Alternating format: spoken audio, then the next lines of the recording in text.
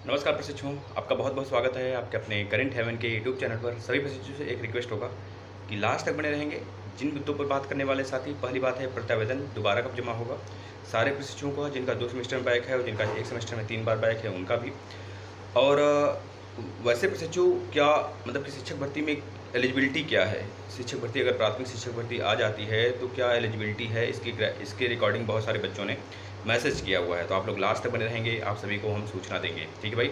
और जो भी डीएलएड प्रशिक्षु जिनका एग्जाम चल रहा है वो प्लेलिस्ट में आ जाएँ। आज दोपहर में लगभग 1 या 2 बजने के करीब, 2-3 बजने के करीब हम महामैराथन चलाने वाले हैं डीएलएड 4th सेमेस्टर के मैथ का। तो जो प्रशिक्षु 4th सेमेस्टर में हैं वो जरूर देखेंगे, और प्लस 3rd सेमेस्टर के सारे क्लास महामैराथन कंप्यूटर वगैरह भी आप देख सकते हैं, लगा दिया गया है। तो चलिए हम स्टार्ट कर लेते हैं साथी फटाफट। साथियों, सबसे पहले बात कर लेते हैं शिक्षक भर्ती की एलिजिबिलिटी के लिए।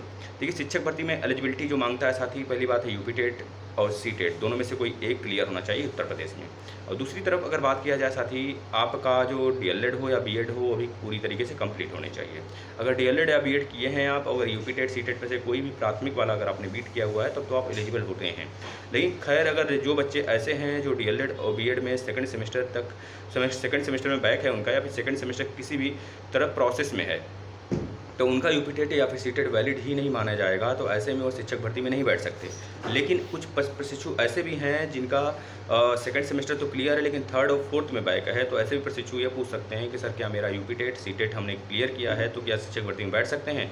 तो वह भी नहीं बैठ सकते, क्योंकि भाई शिक्षक भर्ती में आप जो आपका यूपी टेट सी टेट है वो तो वैलिड हो जाएगा, क्योंकि आपने 3rd सेमेस्टर और 4th में आपका बैक है, क्योंकि सेकंड सेमेस्टर तक ही मांगता है सी टेट और यूपी टेट में वैलिडिटी। तो आपका इस तरह से यूपी टेट सी टेट तो वैलिड है ही, क्योंकि आपका 3rd और 4th में बैक है, सेकंड सेमेस्टर तक क्लियर है। लेकिन शिक्षक भर्ती में आपका पूरा का पूरा डीएलएड उस डेट तक या फिर बीएड उस डेट तक पूरा कंप्लीट होना चाहिए जिस डेट में आपका शिक्षक भर्ती अनाउंसमेंट होता है ना।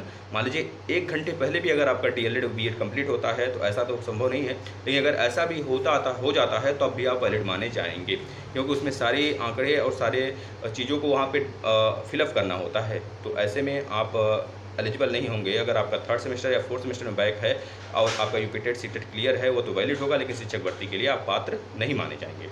दूसरी बात अगर बात करें ऐसे प्रशिक्षु जो प्रत्यावेदन लेकर, मतलब जिनका प्रत्यावेदन इस बार जमा हुआ था, जिनका 3 बार बैक था, चौथी बार के लिए उन्होंने दिया था, तो 2000 बच्चों का करीबन आया है एडमिट कार्ड। तो ऐसे में अगर बात किया जाए कितने प्रशिक्षुओं ने प्रत्यावेदन दिया था, लगभग लमसम देखा जाए तो 10,000 प्रशिक्षुओं ने प्रत्यावेदन अप्लाई किया था। प्रत्यावेदन का मतलब एक प्रकार का एप्लीकेशन होता है जो आप डायरेक्टर सर से सीधे एससीईआरटी से रिक्वेस्ट करते हैं कि हमारा सर चौथी बार एग्ज़ाम कराया जाए, किसी भी दुविधा के कारण, किसी कारणवश हमारा हम एग्ज़ाम छोड़ दिए या फिर एग्ज़ाम छूट गया सर, जिसके कारण हमें आश्वस्त करिए कि हम चौथी बार एग्ज़ाम दे सकें। इस वजह से ये सारी चीज़ें लिखकर आप एप्लीकेशन लगाते हैं और आपकी एग्ज़ाम चौथी बार के लिए होता है, उसी को बोला जाता है कि भैया प्रत्यावेदन हो गया, ठीक है। और जो प्रशिक्षु ऐसे हैं जिनका एडमिट कार्ड नहीं आया है और जिनका 2 बार सेमेस्टर में बैक है, मतलब 2 सेमेस्टर में बैक है, एक में तो 3 बार बैक है, एक में किसी में चांस मिला हुआ है, पहले उसकी बात कर लेते हैं जिनका नहीं आया है प्रत्यावेदन। तो ऐसे प्रशिक्षु निराश नहीं होंगे, क्योंकि डॉक्टर सर ने साफ साफ बोला है कि भाई ये डॉक्टर सर का ही है उपज है दिमाग का, और वो जिसको चाहते हैं इच्छा अनुसार होता है। क्योंकि पिछली बार 400 बच्चों का आया था, इस बार 2000 बच्चों का आया है।